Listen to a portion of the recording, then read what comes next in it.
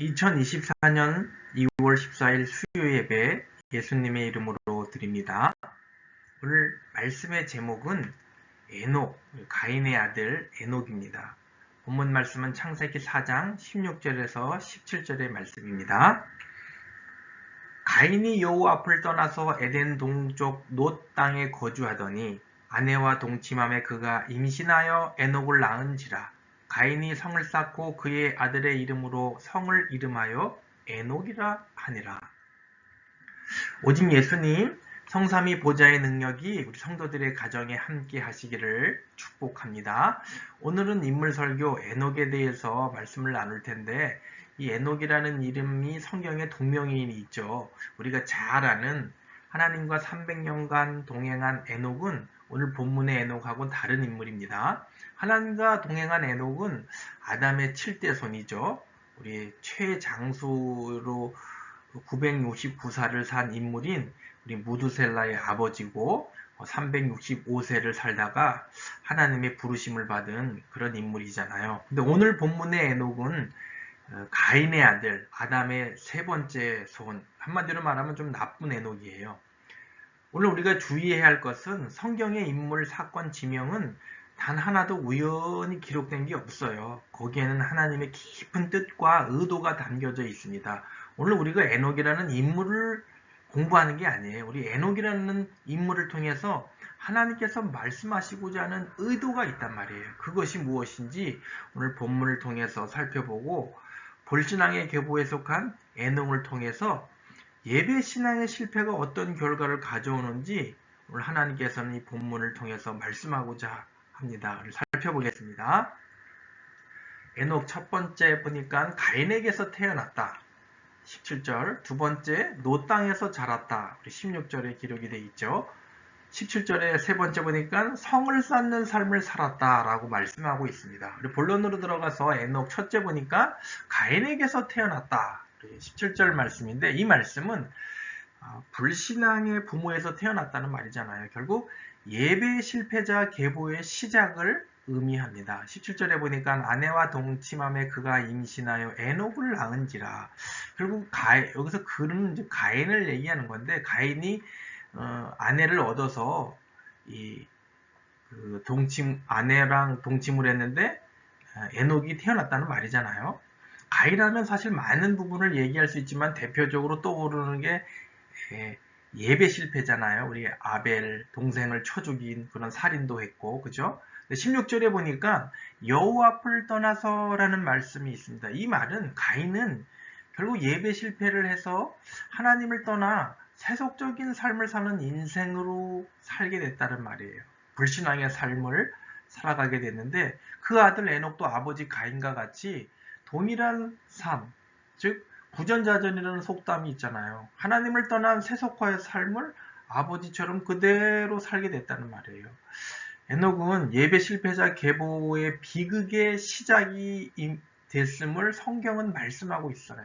창세기 4장 16절에서 24절에 보면은 가인의 후손의 계보가 나오는데 7명이 나와요. 가인, 그 아들 에녹, 이랏, 무야벨, 무두사엘, 라멕, 또 그 아들 야발, 유발, 두발가인 이렇게 나오는데 전부 불신앙의 족보 계보잖아요.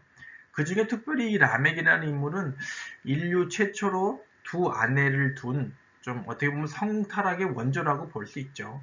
하나님은 아담 하와를 통해서 일부 일처제로 그 결혼 제도를 만들어 놨는데, 이 라멕은 하나님을 떠나서 태어난 후손이다 보니까 하나님의 계획과 반대되는 삶을 살잖아요. 그 아들들을 살펴보면 야발, 유발, 두발가인이 나오는데, 야발은 가축의 조상이라고, 이 말은 결국 야발은 물질적으로 부유한 풍요한 삶을 산 인물이었다는 것이고, 유발은 수금과 퉁소를 만든, 어떻게 보면 이제 음악을 하는 그런 인물인데, 그 타락한 하나님을 떠나서 만든 음악은 사실 하나님과 관계없는 음악을 만들기 때문에 어떻게 보면 타락한 음악의 조상이 되었고, 두발가인은 새로 기구를 만든 그런 인물인데, 결국 무기를 만들어서 살인과 관계된, 살인하게 되는 그런 조상이 됐단 말이에요. 성경은 에녹을 통해서 불신앙의 부모에게서 태어난 자는 결국 불신앙을 이어가게 된다라는 말씀을 하고 있는 겁니다. 오늘 우리는 에녹을 통해서 이 신앙의 유산만큼 좋은 것이 없음을 깨달아야 돼요. 혹시 내가 불신앙의 자손으로 태어났습니까? 불신앙의 가족에서 삽니까? 괜찮습니다. 이제까지는 불신앙의 자손으로 살았다면 내 때부터는 이 불신앙의 쇠사슬을 끊고 신앙의 사슬로 이어가야 되겠다. 여러분 이렇게 결단하시고 도전하시면서 살면 됩니다. 내용을 본문을 살펴보면 첫째, 그렇게 됐고요. 둘째, 노 땅에서 자랐다라고 16절에 말씀하고 있는데 이 말씀은 요리하고 방랑하는 삶을 산다는 의미를 나타내고 있어요. 16절에 가인이 여호와 앞을 떠나서 에덴 동쪽 노 땅에 거주하더니 노시라는 말은 시브리어로 유랑, 방랑 이런 것을 뜻하는데 즉 하나님을 떠난 삶, 예배의 실패의 삶은 결국 요리하고 방황하는 방랑의 삶을 살게 된다고 말하고 있습니다. 창세기 4장 12절에 하나님께서 가인에게 이렇게 말씀하셨잖아요. 너는 땅에서 피하여 그 끝에 보면 후반절에 보면 요리하는 자가 되리라. 하나님의 말씀은 반드시 성취되거든요. 아버지 가인이 이렇게 요리하는 삶을 살게 되니까 아들 에녹도 아버지 그대로 답습하는 거예요. 아버지를 닮는단 말이에요. 여러분 예배 실패는 명예, 권력, 부가 있어도 유랑의 삶을 살게 된다. 아버지의 삶을 그대로 답습하는 모습을 봅니다. 이 영적인 DNA가 이 그대로 우리 에녹에게 유전이 된단 말이에요. 무서운 거죠. 이게 두려운 겁니다. 여러분 아무리 멋들어진 삶을 살아도 그 끝이 유랑의 삶을 살게 된다는 것. 세상의 삶은 그럴 수밖에 없습니다. 하나님 없는 삶을 살다 보니까.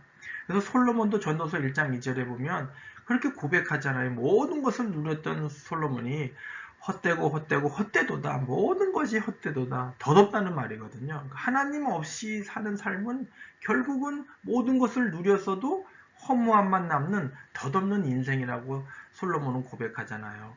오늘 우리는 이 유랑의 삶에서 벗어나는 유일한 길은 예배 성공의 살밖에 없음을 여러분 인식하고 각인하셔야 돼요.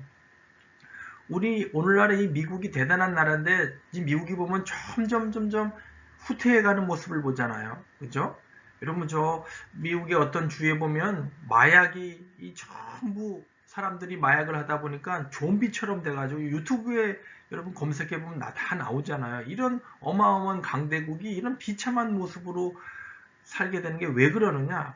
원래 이 미국의 뿌리는 이 청교도 이 신앙의 예배 신앙의 뿌리였는데 이 청교도 예배 신앙의 삶이 점점 세월이 지나면서 잃어버리게 됐단 말이에요. 그러다 보니까 오늘 미국이 이런 비참한 삶을 사는 모습을 우리가 보게 됩니다. 셋째, 보니까 성을 쌓는 삶이 됐다. 첫 번째는 가인에게서 태어나서 불신앙의 예배 실패자 계보의 비극을 시작이 되었고 노 땅에서 자랐다는 것은 결국 세상에서 유리방랑하는 삶을 살게 됐다는 것이고 세 번째 보니까 성을 쌓는 삶을 살았다는 것은 세상을 사랑하는 삶을 의미한다는 말씀입니다. 17절에 보니까 가인이 성을 쌓고 그의 아들의 이름으로 성을 이름하여 에녹이라 하니라. 이 쌓고 이 말은 문법적으로는 미완료형입니다. 그러니까 계속 지금도 쌓고 있는 그런 상태, 진행되고 있는 중이라고 있는 거예요. 그러니까 세상을 계속해서 사랑하는 삶으로 이어져 간다는 거예요. 가인이 쌓은 것, 그 아들 에녹도 계속해서 쌓고 그 에녹의 후손들이 계속해서 쌓는 모습, 이것이 세상 사람들의 모습이잖아요. 삶의 모습이잖아요. 세상 사람들은 나 중심, 물질 중심, 성공 중심 다 그 자기의 성을 쌓잖아요. 지식의 성, 쾌락의 성. 그렇지만 결국은 이것은 유리하며 방랑하는 삶을 살게 되고 세상을 살아가는 삶을 살고 있다고 말씀하고 있습니다. 오늘 우리 에녹을 통해서 세상을 사랑하는 삶을 혹시 우리도 살고 있는지 한번 점검해 보셔야 됩니다. 우리 야고보서 4장 4절에 보면 가늠한 여인들아 세상과 벗된 것이 하나님과 원수됨을 알지 못하느냐라고 성경은 말씀하고 있어요. 세상과 벗된 것은 결국 세상을 사랑하는 삶이라는 거죠. 하나님을 세상보다 더 사랑하는 삶을 산다는 거죠. 그죠?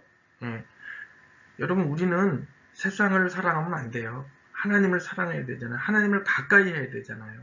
하나님을 떠난 예배 실패 인생은 결국 유리방황하고 세상을 사랑하는 삶을 살게 된다고 성경은 말합니다. 이 가인과 아벨의 삶을 우리가 비교해 보면 가인은 농사를 짓고 산 인생인데 결국은 이 농사를 짓는다는 것은 이 땅에서 뭔가를 계속해서 쌓고 짓고 하는 이 땅에 소망을 두고 사는 삶이란 말이에요. 아벨은 양을 치는 삶이잖아요. 양을 친다는 것은 그 당시는 거처가 정해져 있지 않고 잠시 있다가 이동하고 또 이렇게 떠돌이 삶을 사는 거잖아요. 여러분 우리 이 땅에서 영원토록 사는 게 아니잖아요. 이 땅은 잠깐 사는 나그네 삶이란 말이에요. 그래서 우리는 이 성경은 이 두 가지의 영적인 흐름이 이어지고 있다는 사실을 우리는 각인해야 됩니다. 이 두 가지의 흐름은 성경 속 가인 아벨의 얘기가 아니라 사실 오늘 지금 내가 사는 이 현재의 이야기란 말이에요.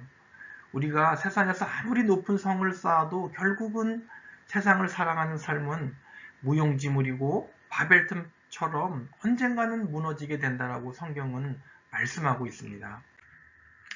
그래서 오늘 결론을 짓겠습니다. 여러분, 에녹을 통해서 가인에게서 태어났다는 것은 예배 실패자의 삶이 결국은 그것은 비극이라는 거예요. 우리가 불신 부모에서 태어났다는 것이 축복은 아니잖아요. 그죠? 두 번째, 노 땅에서 자랐다.